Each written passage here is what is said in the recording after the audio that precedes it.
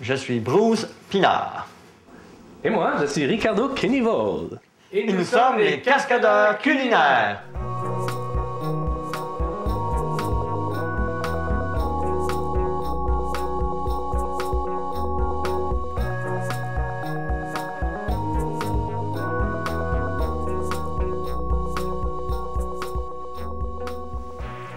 Bonjour et bienvenue au Cascadeurs culinaires. Bonjour.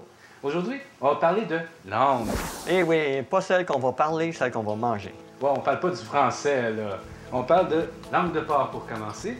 Des langues de porc marinées, belle spécialité québécoise que tous adorent, n'est-ce pas? Et c'est ce qu'on va savoir. En fait, tu peux commencer. Moi, je suis habitué. Je suis cascadeur, mais je vais y aller avec un petit peu de retenue. Toujours aussi bon. Un peu trop de cholestérol, mais pour le reste... En fin de compte, c'est pas mauvais. Ça fait penser un petit peu à un morceau de foie gras mariné. J'ai jamais essayé du foie gras mariné, par exemple. Mais si ça existait, ça goûterait ça. Alors, voici notre deuxième langue de la journée, la langue de bœuf. On va la cuisiner. Ce sera une recette de langue de bœuf à la sauce piquante. Les ingrédients pour la langue, c'est la demi-botte de persil, de la sauce tomate, des capres, on a du poivre de cayenne, du beurre, du sel et un courbouillon. Le courbouillon, la recette pour lui va être sur la même page que pour la langue de bœuf. La langue comme telle doit passer un certain temps dans la cocotte. Un coup qu'elle va avoir cuit, on va vous revenir pour le restant de la recette. Et il est maintenant prêt de mettre les autres ingrédients. Une demi-botte de persil. Avec une bonne grosse canne là, de sauce tomate. Et quels sont les deux autres ingrédients déjà? On a des capres, du poivre de cayenne et on va avoir aussi du beurre à rajouter. On finit par le beurre en passant. Que ce soit un peu plus onctueux. Sortirais-tu le beurre, s'il te plaît? Pourquoi pas?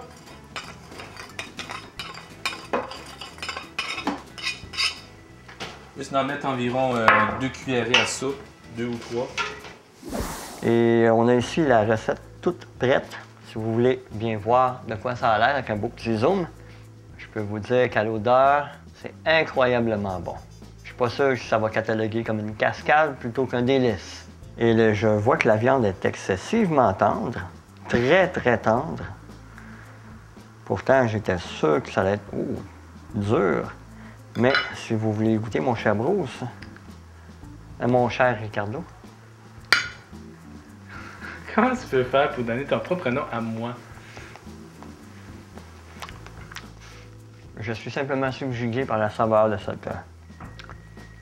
cette langue, en fait. C'est excellent.